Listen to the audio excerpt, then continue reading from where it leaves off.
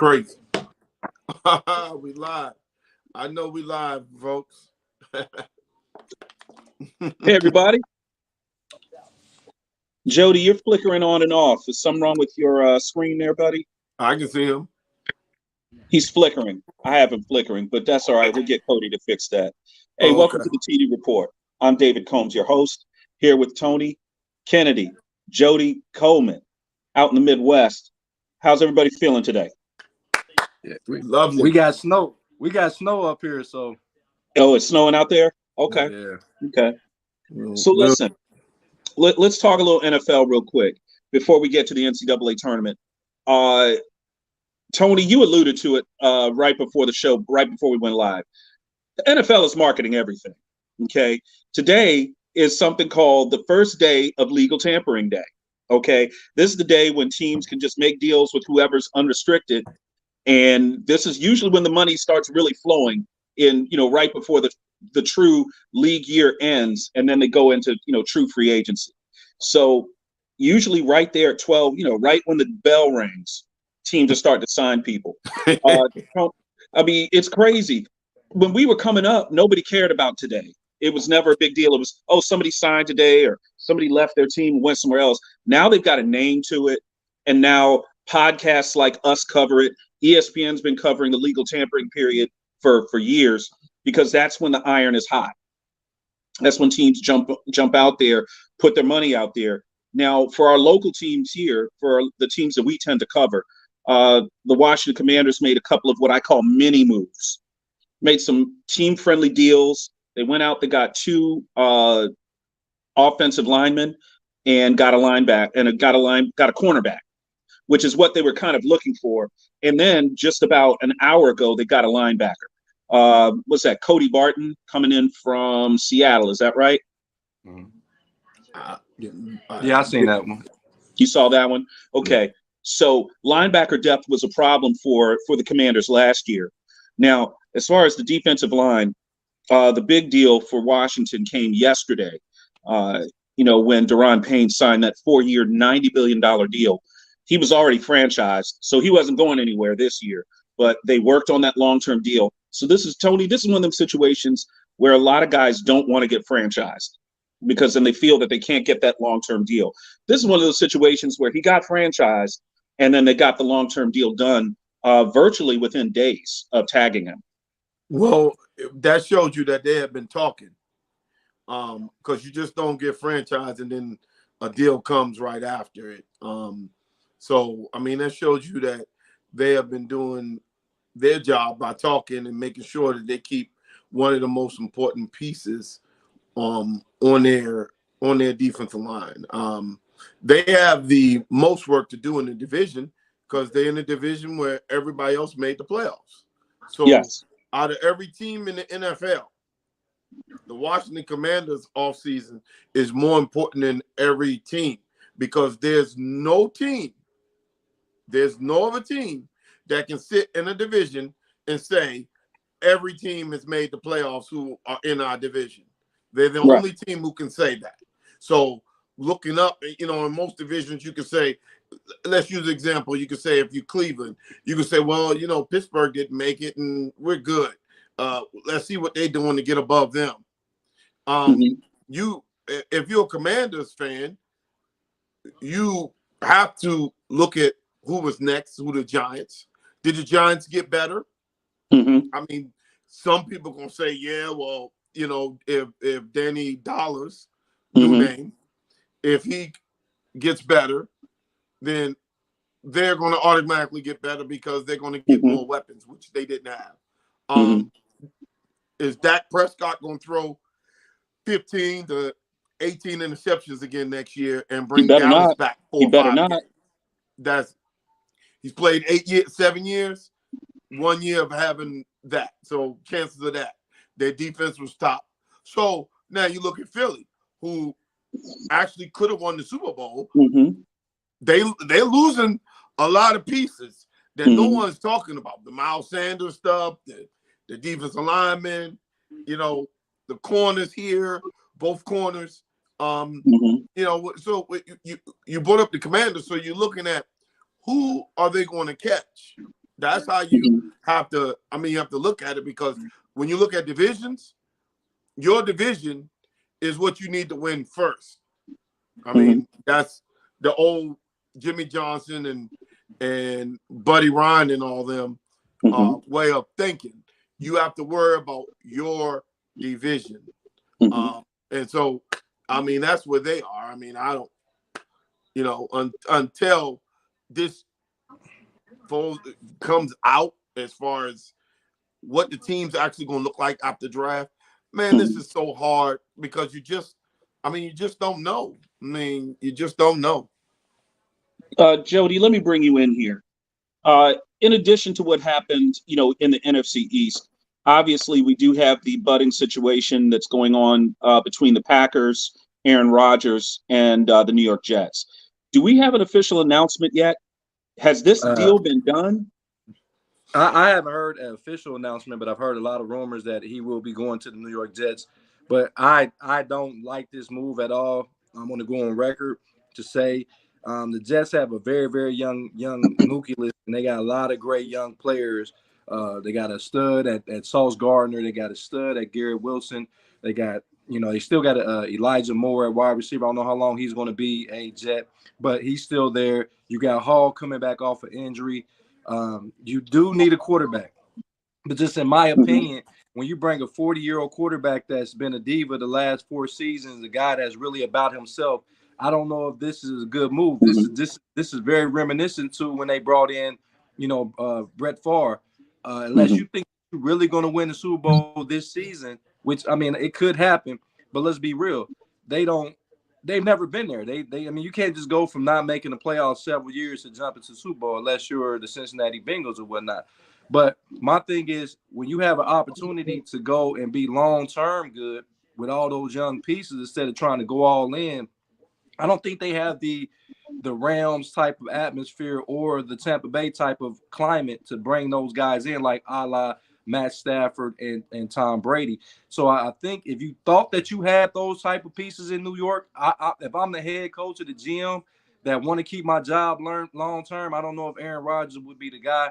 I hate to say it, but I'll be looking at Lamar Jackson, who was only 27 years old. He has an MVP. We know what he can do when he has a defense. We know what he can do when he has a running game. And now that the guy has wide receivers on the outside with a Garrett Wilson, he could be magical. But, you know, I know people are backing away from Lamar Jackson because of they don't want to do Baltimore Ravens work because Baltimore can go and sign him. But I don't like the move to Aaron Rodgers to New York, but I think that that's going to happen. So let's see how that goes. Well, you alluded to and I like what you said. And you know how I'm on your side for once, Jody. I don't like this move. I don't like this move of Aaron Rodgers going to New York. I don't want to mess with these young guys' minds. I got some young players on the team that I like. You see what I'm saying? That are coachable. Right. They're dogs. They're going to go out there. They're going to fight. Aaron Rodgers is going to walk in the door, and he's the leader. And I just don't see an ideal situation for the younger players and the management in the Jets, other than the PR piece. Hey, we're bringing in a former multiple MVP quarterback, and that should make us better. You also alluded to Lamar Jackson. Now, we just picked up the news today. Lamar Jackson is rumored to have turned down $133 million in guarantees, $175 million guaranteed for injury, and $200 million in total guarantees from the Ravens. Should he have taken that deal? Absolutely. I'll pose the question to you, Tony. Well, absolutely not, because it wasn't guaranteed up to 200. Why not? Why not? Okay. All right, folks. So this is where I'm going to come in and go back to March of last year, and where that contract came in. If you are on your jobs and that person who you know is better than you, doesn't have a better resume than you, and get offered way more than you, you're not sitting over here. See, what happens is all these common folks are sitting here talking about what he should have done, what he shouldn't have done. That other $25 million isn't a guarantee. That other 40 million isn't a guarantee. If he gets hurt again, it's 133. It's not $200 million. Okay. So it may seem like a lot. It's a lot to all of us, but when you look at all the contracts, so in other words, let's go here. His guarantee is just a little bit over what Danny Dimes' guarantee is. Not much. I mean, to tell you the truth, not much. And Danny Dimes is guaranteed what, 60? No, he's guaranteed 94, but it works up to about 120 something. My point is the Ravens for 4 seasons before Lamar. Let's get off that Super Bowl crap. For 4 seasons before Lamar, the Ravens were not selling out. They were losing season tickets. By 2017, before Lamar came, they were on a 3rd straight season of missing the playoffs. All that stuff with the kneeling, people start giving their season back. The 4th season, which was 18, when Lamar got there, they were 3-5, and Lamar was still on the bench. They were losing revenue, they were losing everything. So you tell me, the NFL people, it's kind of a chart. So the franchises go up certain percentage. Well, everybody was at 15 to 25%. How in the hell was the Ravens almost at 50 to 80%? I'm going to tell you how they was almost at 50 to 80%. It's a dude called Lamar Jackson, because they were going for their 4th straight year of not making the playoffs. 4 straight years now. And then all of a sudden he comes, and now all of a sudden now we're a contender. That is a direct reflect. They went from 2.4 billion to almost 4 billion. Yeah, I want my guaranteed money. So we gonna sit here and say, well, this and that, or that and this. No, you getting your money. I want my money. Jody, what's the impact? What's the impact of that Deshaun Watson deal on what we're seeing right now, right in that division? Meanwhile, before you answer that, the Pittsburgh Steelers are laughing their ass off because they're paying rookie money for their quarterback. But go ahead, Jody.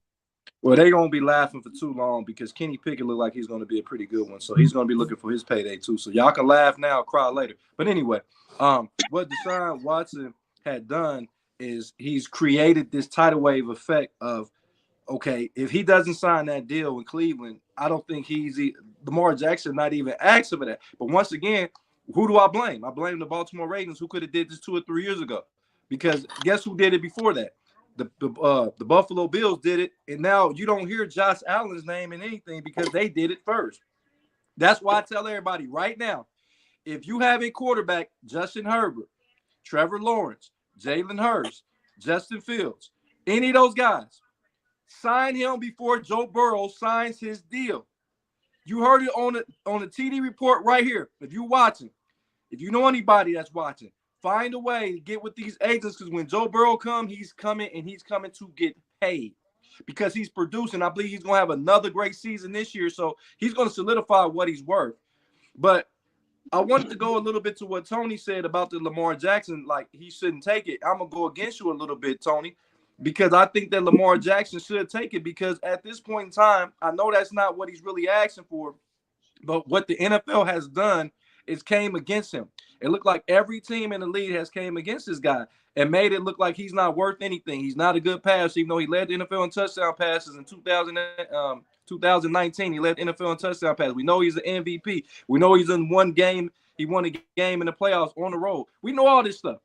But once again, we can't go off of how we feel, Tony. We can't go about how we feel. We got to go about what we see. And evidently, I haven't seen anybody tearing his door down to come get him, and I'm really disappointed in that. But now it's time for Lamar Jackson to show who he is again.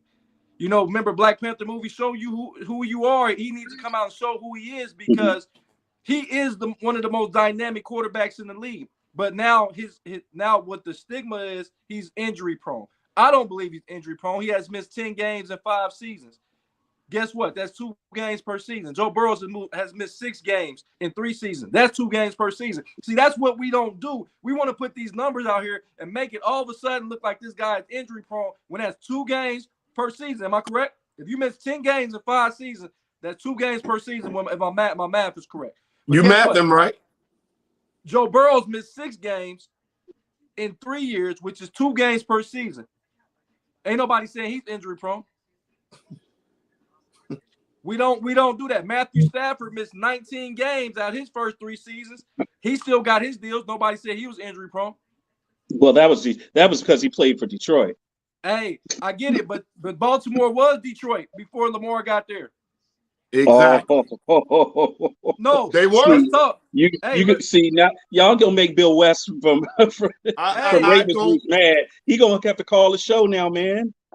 Listen, I want him to call the show because I'm a Browns fan. So when you losing to Cleveland, when Cleveland was as weak as they were, you're not supposed to lose any games to Cleveland, and you did. Because we always seem to be competitive with Baltimore, whatever the reason, until Lamar Jackson set foot in Baltimore. When he set foot in Baltimore, us Cleveland fans knew we had 0 chance. We had 0 chances of beating that guy. The Pittsburgh Steelers like, wait, we was beating up on Baltimore. Now we can't beat up on Baltimore. And the Bengals used to get, you see that run that Lamar Jackson had against the Bengals where he spent.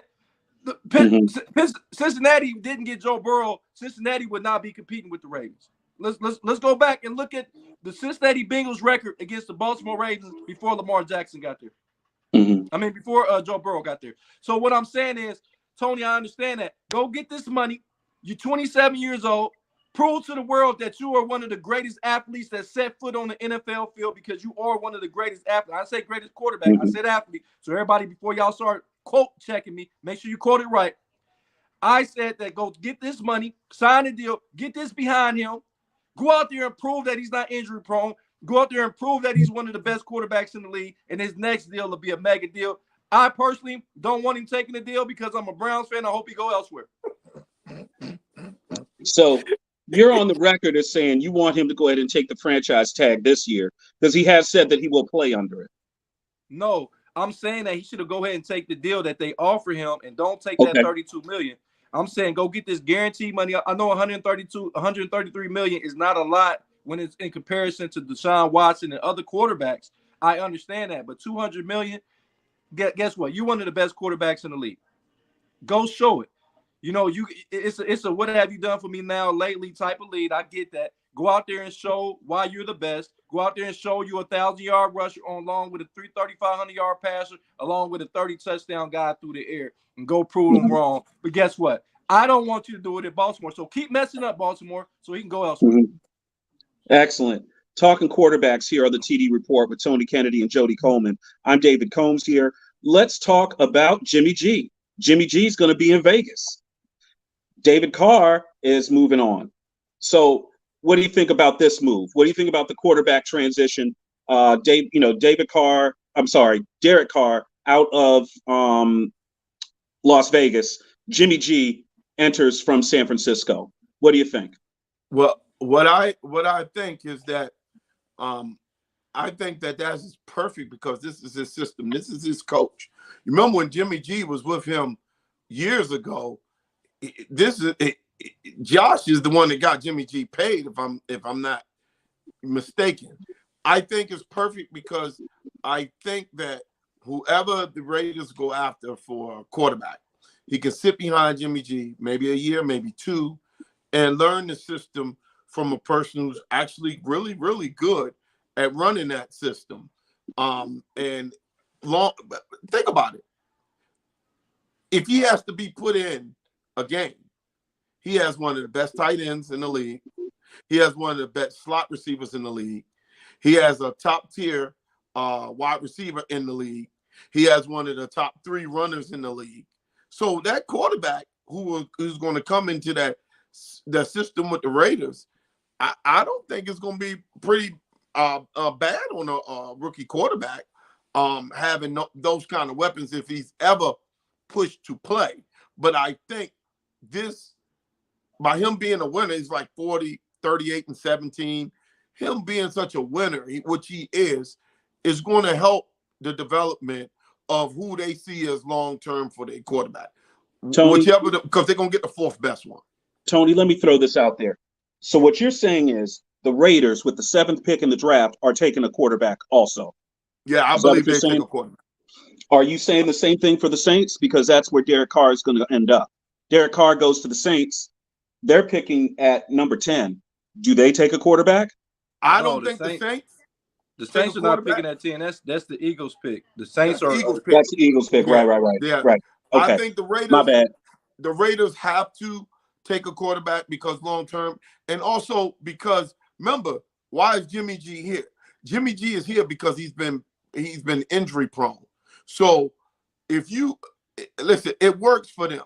If they can get someone like Jimmy G, who's experienced, who knows the offense, and who can mentor the younger dude, and he's playing and it's not really costing you a whole bunch, now you can really spend money on defense while he's mentoring the young dude.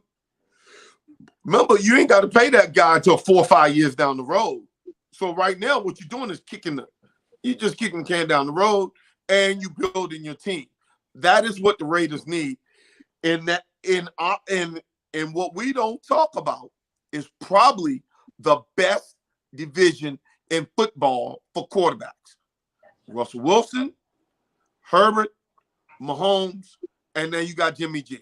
You have three of those quarterbacks who've been to a Super Bowl. I don't think there's any division that has 3 starters that have been to a Super Bowl. Are there any divisions out there? Not one division, I don't think. You know what though, Dave and Tony, I think that the Las Vegas Raiders will make a bonehead decision as normally they do. So now that they got Jimmy G, I think they're going to overlook a quarterback with that 7 pick.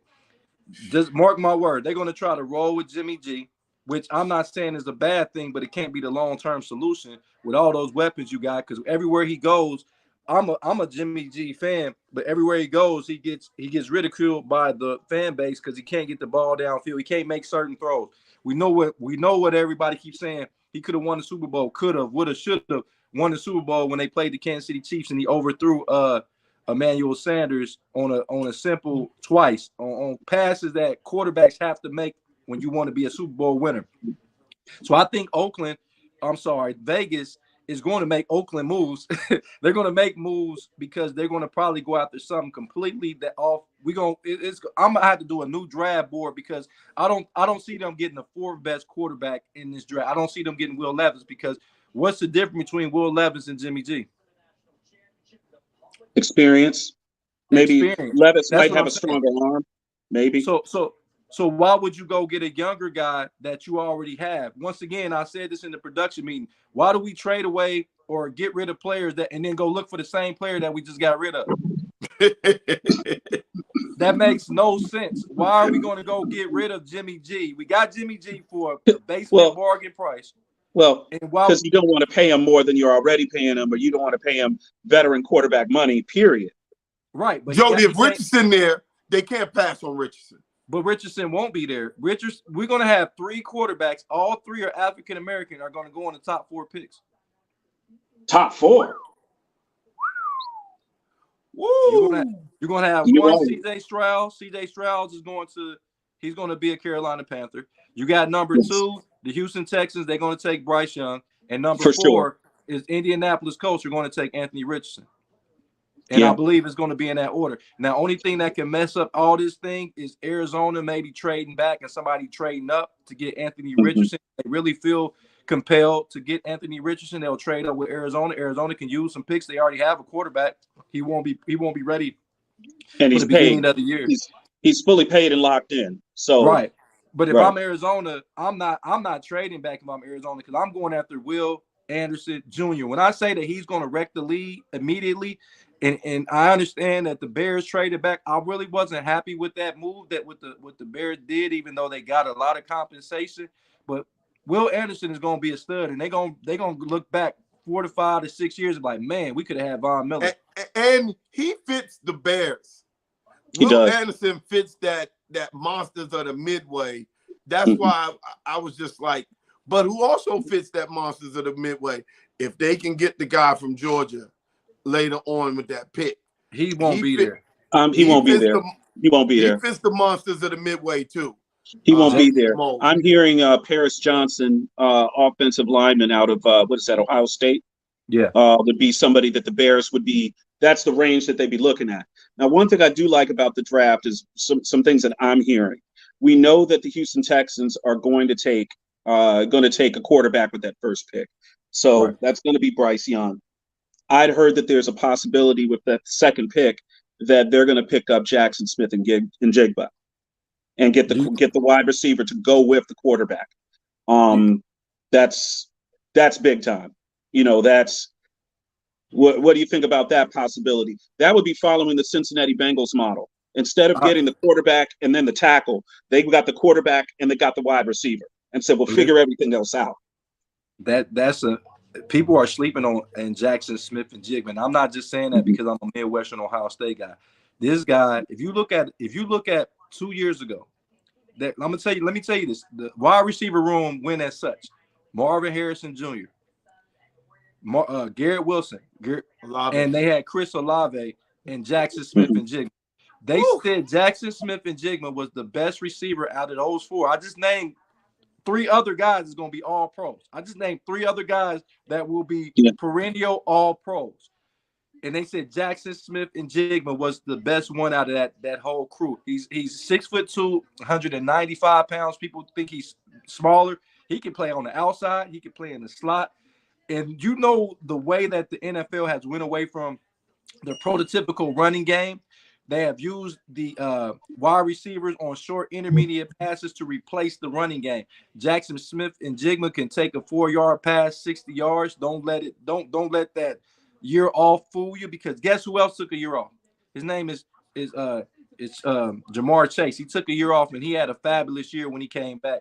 So I like the pick. If they get that, listen, it's going to be a lot of teams, Tony and Dave. Listen, man, it's going to be a lot of teams that's going to be better after this free agency period and after this draft. You know, what I love about the NFL over any other league is that the bottom teams can get good very quickly. And if you don't trade away if you're smart with your picks and, you know, you package away pricey veterans and get picks back in return, and then let your player personnel people fill in the gaps, fill in the slots with players.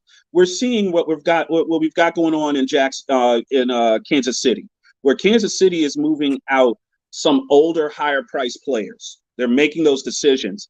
But what Andy Reid and their front office are figuring is we've got young guys here ready to cut their teeth, similar to what you've got with the 49ers, where they'll say, we're going to let a guy go a couple of years before he's really at his peak and starts his decline, and bring in a younger guy that we can pay less.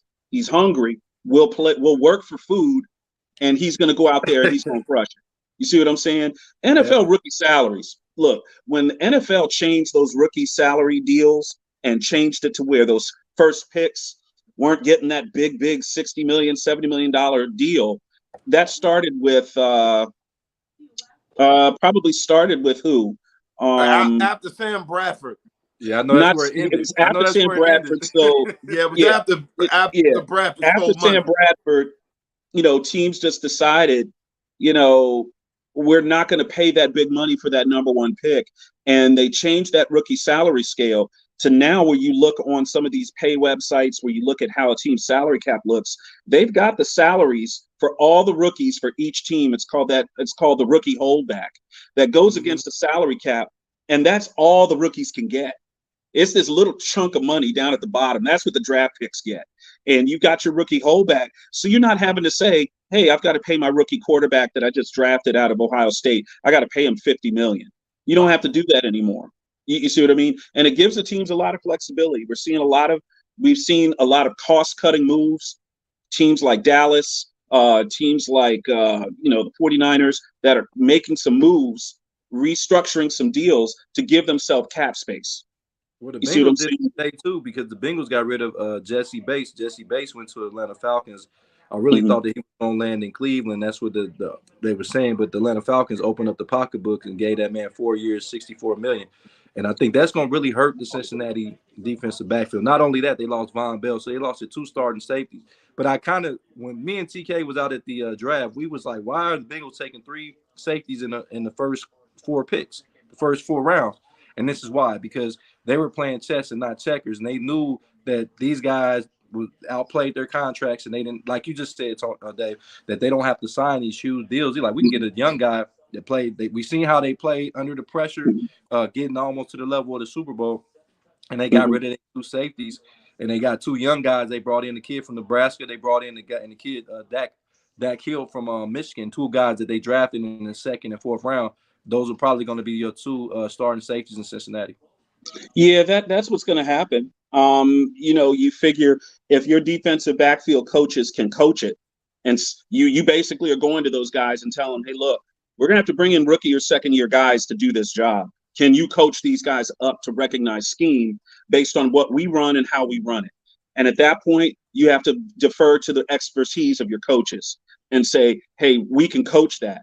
Tony, you played a little bit of defensive back in college before you went over to running back. So defensive back coaches will psych you up and tell you they can coach it. But, you played for one of the best defensive coordinators ever in the history of the sport. Talk to me about bringing in a guy fresh, maybe from another position or even from college, to playing safety as a pro. Well, listen, what everybody just failed to realize, everything is about scheme and who fits what scheme. So let me explain some of the stuff to you guys.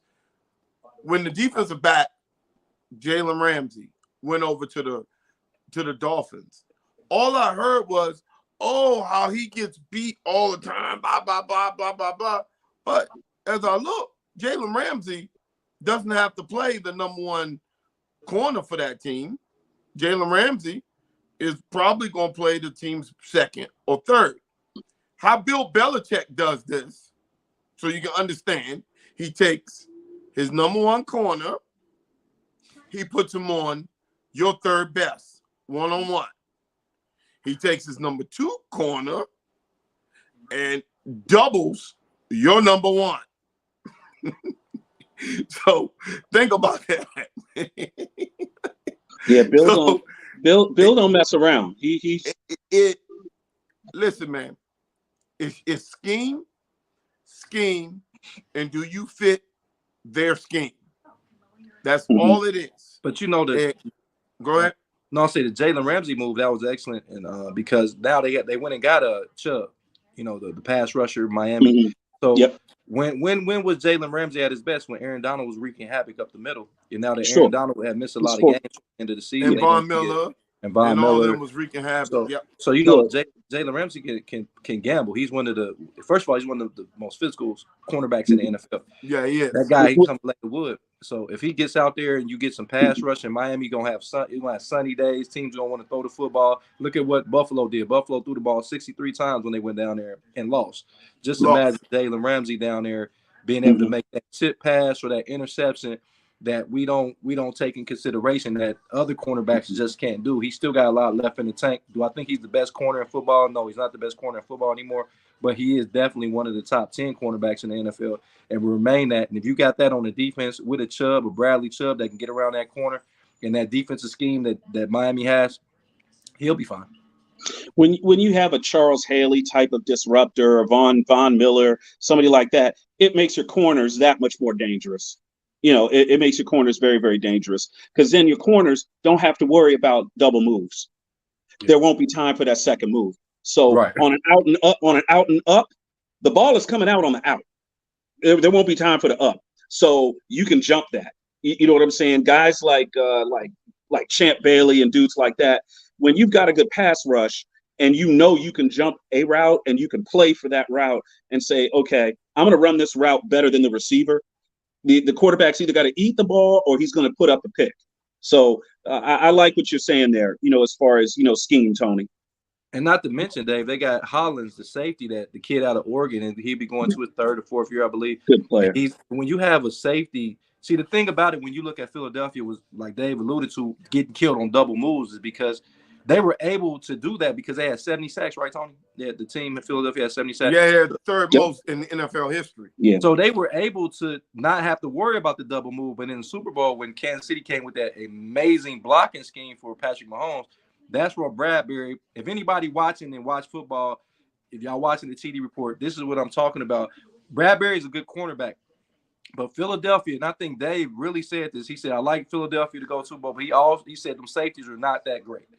And what happened is those safeties got exposed in the Super Bowl, and that's why Bradbury got caught with the holding. So when everybody like, oh, they cheated him, no, Bradbury knew that he was on the island and he got beat because they didn't get the pressure that they was normally accustomed of getting. So when they got beat on that, and everybody like, what about Charlie Gardner Jones? What about Johnson? Gardner Johnson? He had 6 picks. And I said, listen, he got 6 picks because he was a recipient of the 70 sacks. Quarterbacks don't want to get hit that much. They want to get rid of the ball. He was just in the right place at the right time. Not saying that he's not a good safety, but once again, where was he at? Wasn't he the guy that got sucked up and would have got beat if he wouldn't have got held and it was a good throw? We got to look at that stuff. So stop saying Philadelphia got cheated. And Hollins going to make a big deal out here in Miami because he can actually cover in the slot as well. He said, stop saying Philadelphia got cheated. That's the only time that a guy comes up and said, I held them. I thought they were going to let it go, but they didn't. Okay, you know what? Yes. And I sent you guys the rule. You can't redirect. You can't redirect within the 5 yards. If you hold, it's holding. I was okay with what I was okay with what he did, and I was okay with the flag coming out. He did what he thought he had to do. Okay, because in the heat of the moment, you know, a financial auditor like myself could just say, oh, he shouldn't have done that. Well, I ain't the one on the field. Right. Okay, so when I've got a guy got me in a back pedal and he's put a move on me and he's on my hip, I better grab him. I got to get some jersey, got to get him around the waist, tell him a story, do something. It was actually a smart move by Bradbury. If he doesn't get caught, it works out.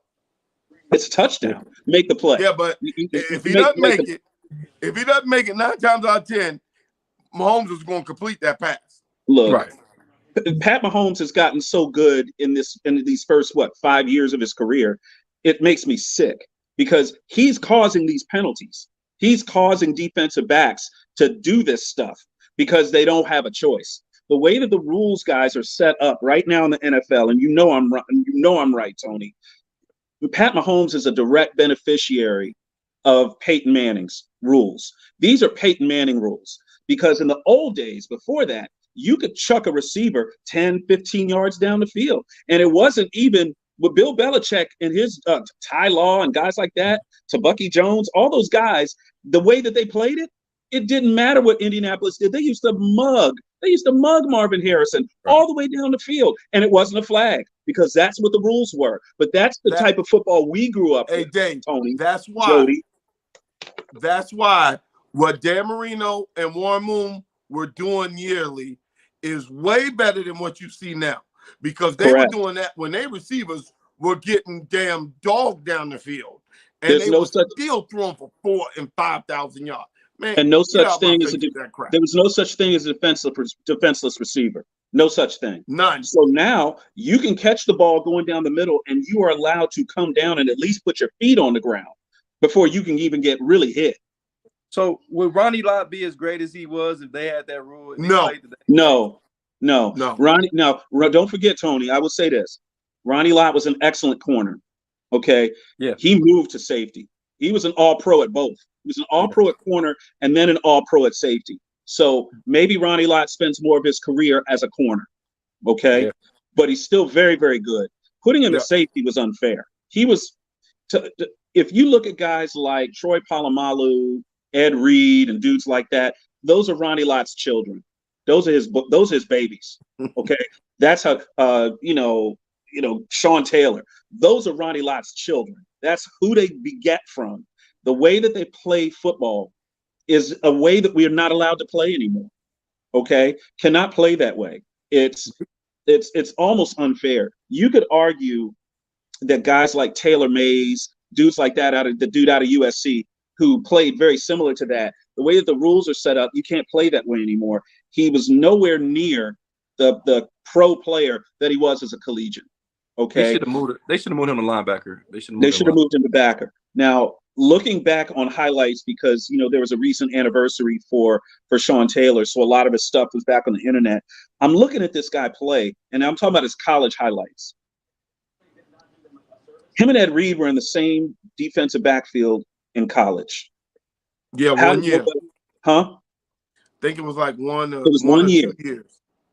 That year was one of the greatest years Miami and probably in college football in terms of overall talent Guess who across the beat him? board. Guess who beat him? Guess who beat Oh, him? no, no, Wait a no. minute. Hold on. Stop That was a bad The call. 01 team. That was a bad call. That was a The bad 01 call. team. Ed Reed wasn't Ed on Reed was the gone. 02 team. Ed Reed He was was gone. already gone. He was already gone. But that Stop team, that. the talent that Miami assembled was absolutely insane. He had the nerve to say, guess who beat him? Man, I'm still looking for that damn penalty right now. That penalty And that was flag. terrible. Hey, That they was said that terrible. referee That lives was in a terrible. big house in That Columbus. was a classic game. With God. Man, get out of here with that. Hey, Larry Hey, Coker, hey, look, Who the all champion? due respect. Larry Coker, wherever you are, brother, you got robbed. Hey, Larry Coker hold got on. robbed. Hold on. Listen, I get that. Where's the championship banner at? See, there you go. Where's the It's on a championship banner at? stagecoach. It's on a stagecoach going to Columbus. Hey, Yeah. it's in Columbus. We shouldn't listen. If you look at that Ohio State roster compared to Miami, we shouldn't even have been in the same stadium with that team. We had y'all had a great roster. We had Craig Krenzel at quarterback. But they had Dorsey. So Dorsey was a stud at Miami. Come on, y'all. Skinny evens, Testaverde? Come on, man. Come on, man. After coming up, that evens Skinny? out. Come on. But what that did show you is that your style of football, which was what you saw, was Miami was pre what you see SEC, and what you saw was Ohio State as the epitome of the Big Ten and how they play. Punch you right in the lip. That game down, and they put it possession by possession, and they played good defense. Now, Ohio State has some good pieces on that defense. Oh yeah, we had some good pieces, but it wasn't Miami's. Don't get it twisted. Ohio State had a decent team when you start looking. Now, we say that because Miami had so many guys go pro, but off that Miami team, from the 01 team to the 02 team, man, they had so many pros that you can't. They got better. They might have got better. I don't know. With potential, but what nobody ever realized, that game will always show me is that great coaching always beat good coaching. Mm-hmm. Great coaching, scheme, and sticking to what you believe in. That Ohio State team, I will choke you about the flag, but it shouldn't even have been that close. But they willed their way to that championship. That's still, to me, your greatest championship, even though Zeke and them got the one after Virginia Tech beat them. Yeah, you had to throw that in there too. But listen, the play that Maurice Clarett made on Sean Taylor will always go down. And up here in the Midwest, that's the play that really turned Ohio State program changed the game. It did. When he took that ball away from Sean Taylor, that really could have canned the game and really could have put the game away. We talking about Maurice Clarett. He was a freshman. He was a freshman that made that play. True freshman. He was the heart and soul of Ohio State. And I hate the way that the path that he went down, because he was on his way to be maybe one of the greatest running backs in NFL history if he would have stayed the course and followed the rules, man. But he made the play that I'm not saying that game. He changed the whole Ohio State aura. We wouldn't even know who Ohio State at this level is if it wasn't for Maurice Clarett and that play against Sean Taylor. Hey, guys, great stuff there. Let's shift gears, man. So we got to talk a little college basketball. We got a tournament coming up, boys. Unfortunately, the North Carolina Tar Heels will not be part of the tournament this year. Oh, they're not? No, sorry. Wait a minute. So we can understand this. So we can put everything into perspective here. So let's do that. So let's not feel like we have done something. Dave was born 1971. Jody was born 1978, and I was born 1970. So we're going to put this in perspective. Jody, how old is your oldest kid? 23. How old is your son, Dave? 17. Okay, so let's put this in perspective, folks. Since all three of us on here have been alive, and since the Super Bowl has been played, North Carolina has missed the tournament 6 times. I'm going to tell you, the only thing that's more guaranteed in the United States than North Carolina missing the tournament is death, taxes, and Carolina in the tournament. So I don't want to ever hear that. 6 times, folks, in 58 years. Hey, no, that is 6 amazing. times. No, that, hey, Dave, So, they got so I don't want to hear no. about this and that. I get and then, Tony. I don't get so, to get. so let me Look. we gonna talk about them not playing in the NIT. And I had arguments with people. We don't play in the Ricky Bobby tournament. If you ain't first, you last. We don't play in that. So you want to call us high class? You goddamn right. Because ain't none of y'all going down there to eat checkers when you can go to Ruby Tuesday. Am I talking? Am I talking? You're not taking a brand new talking date mad. to go to checkers when you got Ruby Tuesday money and Ruby Tuesday taste. Let me tell you what, or Ruth Chris, however you want to put it. Carolina is the standard bearer to where everyone will be. And if you don't like it and you really hate Carolina, go in your closet, open the door, and grab them damn Jordans. I don't care if you're 50, 30, 20, or 12. You got a pair of Jordans in there and go get rid of them because he came from us. Tony, we started this. We are the Blue Bloods. This is why the Big Ten and no other conference will take North Carolina, because they got to take y'all North Carolina fans. And y'all just going to talk about not making the tournament and missing the tournament 6 times in 58 years. Man, don't nobody want to hear that. Come on, TK. This is my problem with North Carolina, and this is on a serious note. Is this a bigger problem than we can imagine in North Carolina? Because Hubert Davis had guys, he got studs on the team. It wasn't like he didn't have studs. Is Hubert Davis going to be able to take him to the next level? I mean, I can answer this one, Tony. I got it. Go ahead. Keep going. Well, I would say this. I'm not sure. I would say this, and I'll say this, and I'm going to give Duke University their credit. Duke University, with a first-year coach, Jon Scheyer, won the ACC tournament on Saturday night, handled Virginia rather easily, okay, and are one of the most improved teams in the country. But that's their first year as coach. Last year was Hubert Davis's first year as North Carolina coach. This year was his sophomore slump. At the end of last year, North Carolina eliminated Duke and Coach K from his last tournament. And I've never seen Carolina fans more happy. Never. Ever, ever, ever, ever, ever. But this year, when you get that height, that highest of high, they go to the championship game, lose to Kansas. Nobody in North Carolina was really worried about it. But what happens is when you get that high emotional rise, there's always a slope. And you guys hit the rock bottom today, Tony. That's where you hit. The issue is with Hubert Davis. Hubert Davis needs to continue to recruit his own guys. Okay. These were Roy Williams' guys. Okay. He was the assistant coach. Hubert Davis was the assistant coach, but these are Roy Williams' guys. I want to see Hubert Davis next year with another year of recruits under his belt that are his guys. And then I'll start to judge. So I would say this to you, Jody. I don't think this season necessarily means that Hubert Davis can't coach or he's not a good coach. I don't think that's the case at all.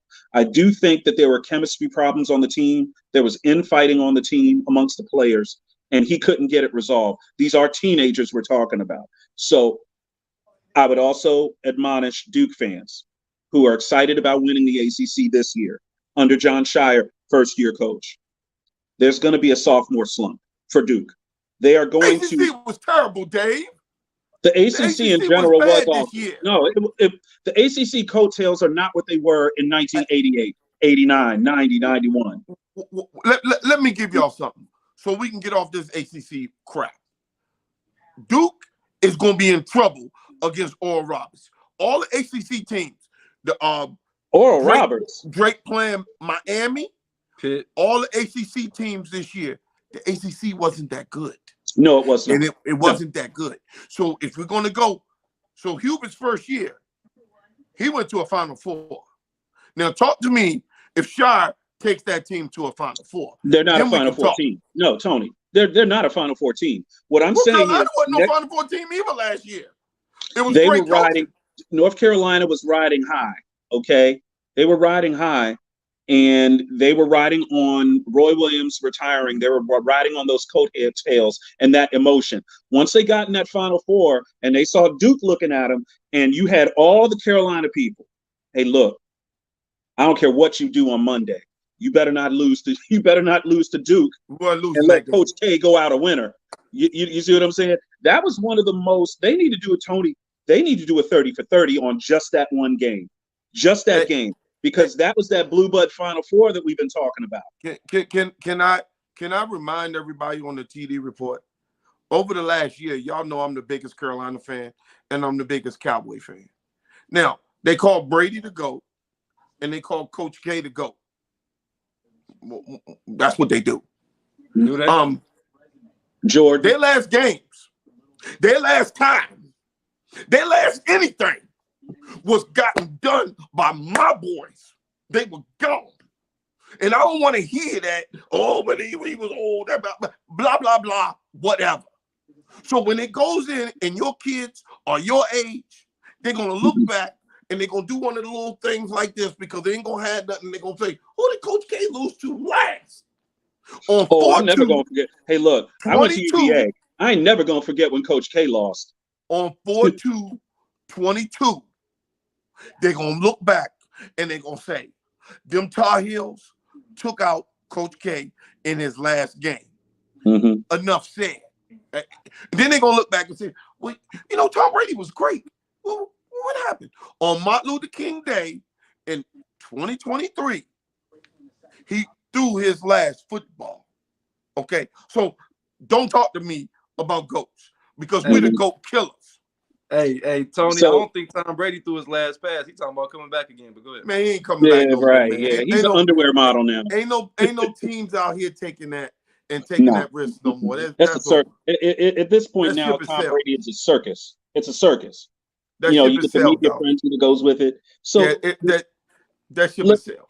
Let's run down these number one seeds for the NCAA tournament this year. We've got the Houston Cougars. Okay. Final Four. Alabama Crimson Tide. Rock Chalk Jayhawk. Defending national champions. And the Purdue Boilermakers. That's your 4-1 seeds. Purdue gone. No, they're not. No, they're not. Purdue gone. No, they're not. First of all, I'm gonna tell you about Purdue. You got a big dude. You streaky on the outside. When they get down in these teams, that big dude ain't gonna be doing what he's been doing in the Big Ten, pushing people around, getting them fake dunks. Watch. I've been watching Purdue since Big Dog, and actually even before Big Dog.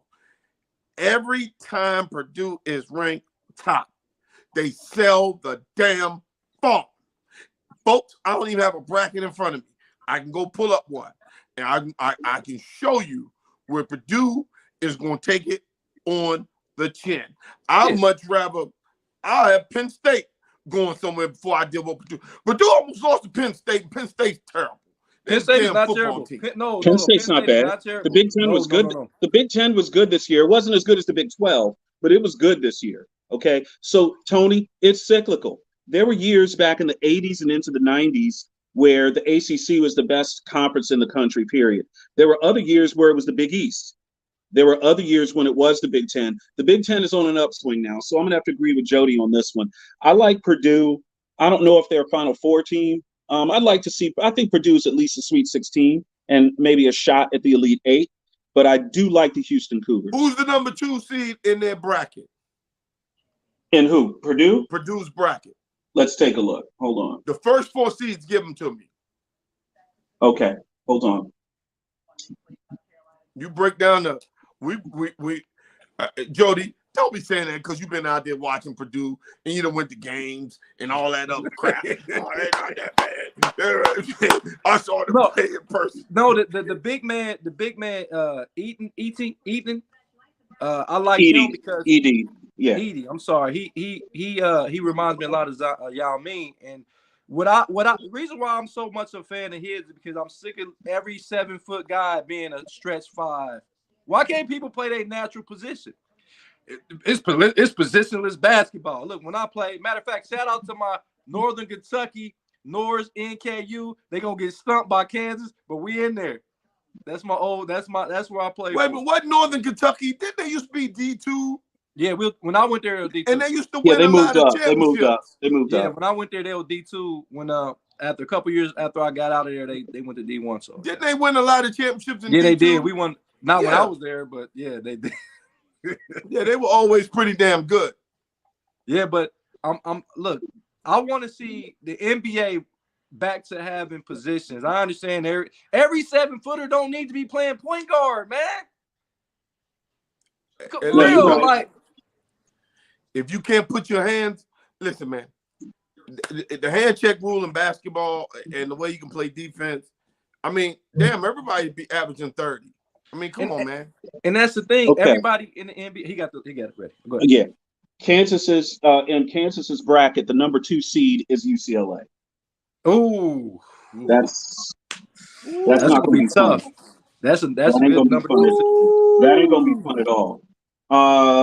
1 seed in the South is Alabama. The 2 seed in their region is Arizona, but in their sub-regional, in Alabama sub-regional, Virginia sits as the 4 seed. So to get out of that sub-regional, if Virginia can get by, say, Furman or College of Charleston, the winner of College of Charleston and San Diego State, Alabama could be playing a really tough defensive team that held Duke. I think Duke had 27 at the half, and UVA only could put up 17 though. That was a problem. But you don't want to see that if you're in Arizona, to see a really tough defensive team sitting on your sub-regional. So let's look at the Midwest, shall we? Let me see. In the East, the 1 seed in the East is Purdue. Their 2 seed is going to be Marquette. That's not what you want to see. Marquette is tough. They're not a bad team. They're a worthy 2 seed. Oh, no, I got it. I got the game. Purdue's going to win the first game. They're going to lose the second. They got to play Memphis. Oh, they put Memphis down there? Yeah, Memphis that's a problem. Memphis is the AC, right? Yeah, they play Memphis. Memphis. That's a problem. Yeah, that's a problem. Right, Memphis is – okay, let's talk about Memphis. Memphis sits in the AAC, the American Conference, right? So they've had to play Houston this year. Houston's a conference foe. They have lost to Houston. They lost to Houston at the buzzer like a week ago, and that was with Houston at full strength. They played them 2 days ago and beat them in the AAC championship. And I'm telling you, Memphis is not an 8 seed. They should be no lower than a 6. They're like a 5 or a 6.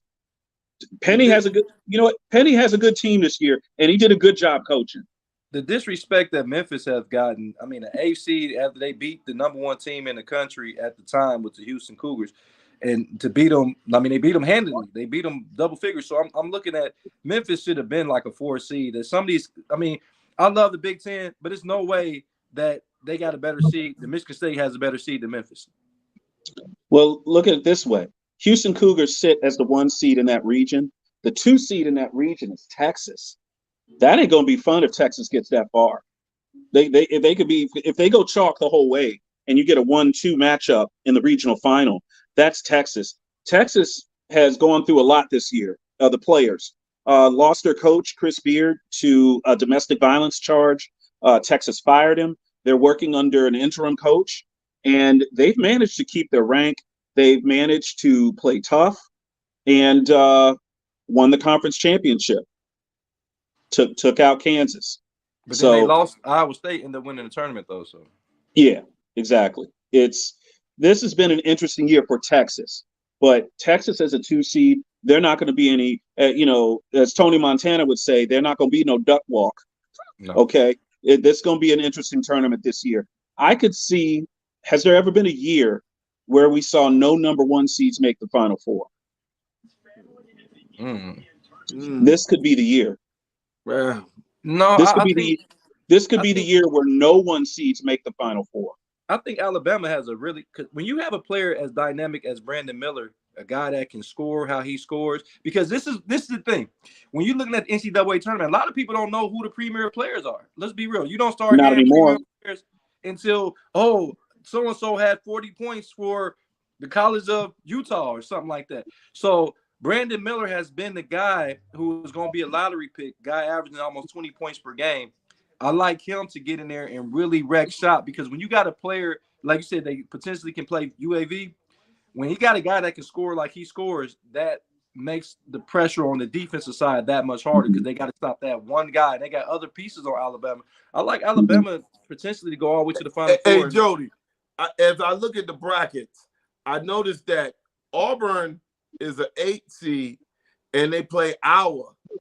And it seemed like a regular game. But the game's in Birmingham, Alabama. What are we doing here, folks? That is so Auburn got the right to go play them in Birmingham, and then if they win, they get to play Houston in Birmingham. Oddly enough, Tony, you bring that up. There was a game back in the 80s. University of Alabama, Birmingham, UAB, got to play an NCAA tournament game in Birmingham against the favored Virginia Cavaliers. They beat the Cavaliers that year. And after that, the NCAA changed the rules to push teams away from basically playing in their region. And Devin alluded to it earlier. I think it's the 350-mile rule. So for you to play an NCAA tournament game, you're not going to see a number 1 seed UVA playing in Richmond. Okay, they're not going to let that happen. Okay, the UVA would have to go up to DC or somewhere like that. They would have to do something, outside of their region, but they're not going to let teams play in their home region. Well, they will, but here's the thing. That was for the travel and what they would pay for. If they're going to pay for the flight or the bus, the NCAA, come on, man. Y'all making billions. Y'all can put College of Charleston or whatever and send them down there on a flight, man. They shouldn't have to be crunched up on a bus. That changes. If any of you guys been on trips, that changes the whole trip, buddy. Putting them on a bus. I ain't got to stretch my legs. I'm short. I'll be all right. As opposed to getting on the flight up in the air, boom, and you're there. And now you can be comfortable and get those legs stretched, especially for basketball players. Hey, look. These little tight buses. You can't fill up that whole bus, a 55-passenger bus with 55 people because basketball players need their whole damn row. I mean, it just, the way you travel and the way you present and go for a game, that makes a difference. And you know who knows all this? Is the people who gamble because they know sports and travel and this and that. I tell you, folks, I was a decent team. Auburn's okay, but that game being in Birmingham, and if I do the math right, Birmingham is in the state of Alabama, and it's probably not that far away from Auburn, Alabama. I would probably say an hour or two. Probably about 2 hours. That's where they used to meet. 2 hours. So it's too close. That's going to be a home game.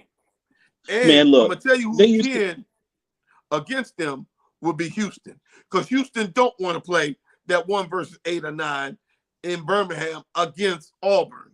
Come on, man. Houston don't care. No, I will say this. The one thing about Houston, they're not going to be intimidated by anybody, and they're not going to be intimidated by where they play. For a team as good as Houston to play an ACC team on the road in season, they came up to Charlottesville and handed UVA a loss, a crispy one, and they don't care. That's their coach. Kelvin Sampson's one of the best coaches in the country, period. I'm going to go out on a limb, and I'm going to go out on a limb and say this right now. There are not many people in college coaching now that could do the Georgetown job. Okay? Not many. Kelvin Sampson's one of them. If Georgetown had gotten Kelvin Sampson 15 years ago, let's say they don't hire JT3 or they don't hire Pat Ewing. If they had Kelvin Sampson 15 years ago, Georgetown would be sitting on a national championship by now. He is the only guy in college basketball that you could hire right now and say, look, you've got the keys to the Georgetown program. It's all yours. Okay. I would say out of any coach in the country, if I'm Georgetown, if I'm the athletic director, I move heaven and earth to get Kelvin Sampson. Is he a little old? Yes. But is he the best coach in the country for Georgetown? He is right now. But you know what about outside of where y'all live at in that region, nobody really cares about Georgetown like they used to. Like they don't even brand their gear. I remember everybody had some Georgetown gear no matter what.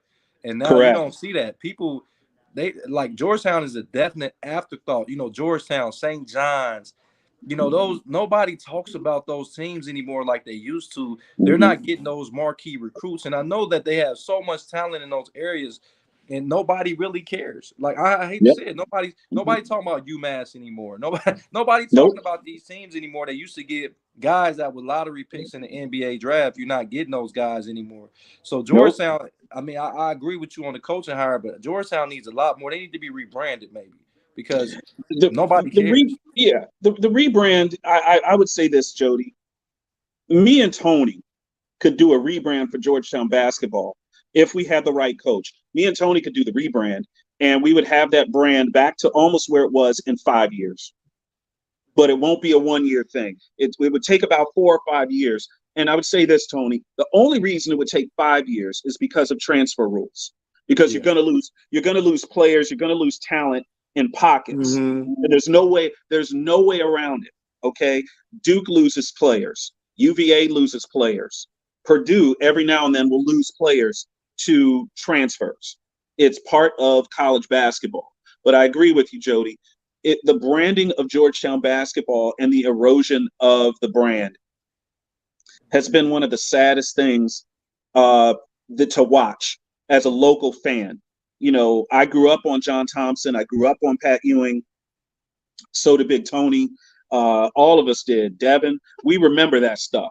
But, you know, even in the Allen Iverson days, you know, that's how long John Thompson was at Georgetown. May he rest in peace. He did make that a destination. He made Georgetown a brand. When college basketball programs outside of University of North Carolina, nobody was really branding like North Carolina and Georgetown were. Okay, Nevada, Las Vegas, those were brands. Michigan. And then you have the Fab Five at Michigan that took a little bit of all of those. Then you had Duke University that borrowed a little bit from Dean Smith, you know, and branded their program. But you're right. You know, the erosion, nobody outside of the Beltway cares about Georgetown anymore. Go ahead. I got one more for you. Number 1 seed, Alabama. They're also in Birmingham. Terrible. So, folks, hey, those games in Birmingham. They're getting cheap on this. NCAA getting cheap on this travel. So they put Alabama and Auburn in Birmingham. Terrible. Well, so why not just let UVA? If UVA gets another 1 seed ever again, let them play in Richmond. Is that what we're going to do? Well, you should have put Duke in Greensboro. If you want to go there, you put Duke in Greensboro. You put Duke in Charlotte. I mean, I'm looking at the just the way they got it. So Maryland is playing West Virginia, and Maryland plays them in Birmingham. Oh. Congrats to the University of Maryland Terrapins back in the tournament with new coach Kevin Willard. Congratulations to them. These are Mark Turgeon's players that he wasn't able to do what he was hired to do, and Willard came in. Minus a transfer. Yeah, lots of transfers. I get it. Hey, shout out to Howard University Bison, men's and women's programs. Yep, Kenny Blakeney. Hey man, Kenny, let's get you on the show, buddy. Can I try to get him on the show? I'll try to get him on the show. Listen, what Howard University has done this year in sports, amazing. Howard University has a golf team, thanks to Steph Curry. He funded it, put money into their program. Not many HBCUs have golf programs. North Carolina A&T has one. Now Howard has one. Shout out to the Bison for that. Number 2. The Bison swim in the Northeast Conference in swimming. They won their first conference championship in swimming this year. So congratulations to them for that. The Howard men's basketball program, Kenny Blakeney, local guy done good, DeMatha product, Duke University product, coached them to a MEAC championship. First time since 1992. The sad part is 1992, they played against Kansas. They're going to play against Kansas again as their first round tournament. But we ain't going to talk about that. Howard women, they also make the tournament, also beating Norfolk State. They played that down. Hey, get this, Jody. They played that down at the Scope. Remember that? They still playing games. I thought the women lost. No, the women won. No, the women won. Yep. Or did Shout out to Virginia Tech's women for being number 1 seed. Virginia Tech's women, #1 seed. Shout out to them for all I this think good you're right, basketball. Tony. You might be right. You might be right, buddy. Hold on. Let's see if the women made They it. lost to Norfolk State, 56-52. But damn, that was close. The men's game was close too. Both played at the Scope. I didn't even know the Scope was still there. Yeah, it's still there. And they shouldn't be playing no things there. Man, them people, man, they was cheating Howard, man, on them damn calls late in the What game. you talking about, Tony? I'm just talking Man, about the they was fact that the cheating Scope. Howard, man. It was I can't terrible. believe they still play basketball at the Scope. They were cheating The down Scope there is in 150 Norfolk years old, State. Tony. Man, I'm not messing with them with Well, that take game. The Scope is 150 years old. I Hey. texted the coach and said, thank God y'all were playing to win, and they were playing not to lose. Go ahead, Joe. Hey, look, Howard men almost lost that. They were down in the last 15 seconds, came back to win. Congratulations to the Howard Bison. Sorry about the mistake on that. Shout out to Norfolk State. What are they? Are they the Spartans? Yeah. Norfolk I State? believe I think they're the Trojans. Are they Trojans or Spartans? Which one are they? Come on, Jody, you're the HBCU guy. Come on, man. Hey, I was more of a NAIA. You know Jody out there in Ohio, Wilberforce. Wilberforce, Central State, Miles College, Kentucky Did State. you say Wilberforce? Yeah, that's right across the street from Central State. Like, it's literally Get out right of here. across the You're street. kidding, right? Okay. No, you can literally walk from Central State to Wilberforce. You can literally walk. It's literally, you can see it from certain parts. They're right across the street from each other. Okay. Norfolk State are the Spartans. You was right. They are the Spartans. You was right. Hey, the next couple days. I think Virginia State might be the Trojans. Yeah, they are. So that's why I always get them two mixed up, because they're both in the state. So yeah, Virginia State are the Trojans. Norfolk State are the Spartans. I got a big week coming up. So starting tomorrow, I'll be at the First Four game. I'll be covering the First Four at UD Arena right here in my hometown. Mm-hmm. So I got back-to-back days on the 14th. Arizona State is in one of those games, so I think that's going to be pretty solid. Pitt is in another game, so we will have some coverage on them. I'm actually going to get up there tomorrow, see some of their practices and stuff like that. So I got tomorrow, and then Wednesday is the second batch of the First Four, and then I'll be up in Columbus on Friday. On Friday to cover the first round, and then I'll be back on Sunday to cover the second round up in Columbus. So you going on St. Patty's Day? You're going to be up there? Yep. 17th and 19th, I'll be in Columbus, and 14th and 15th, I'll be right here in my hometown, UD Arena. It's going to be live. We're gonna make it happen. Hey, you know what the Irish call New Year's Eve? Amateur night. The real drinkers come out on St. Patrick's Day, baby, and it's on a Friday this year. So everyone be careful out there on the roads. Oh, yeah, so listen, definitely. We're going to wrap this one up. We are going to be back on Thursday. This is one of the best shows of the year. If you guys are listening, tell your friends to listen to us on Thursday, because it's going to be bananas. There are going to be games going on during our show. I will be at the casino with the games and the picks. Remember, go to ESPN. We got our little bracket. We've been sending out TD report. I already put my picks in. I got Gonzaga winning it. You already put my picks in. Oh, Gonzaga. Get out of here. Timmy. Everyone, this is the TD report.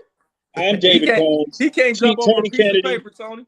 Hey, Jody, Larry Bird couldn't jump on a piece of paper either. Jody, you can't reason with this man. He talking crazy. Timmy. No.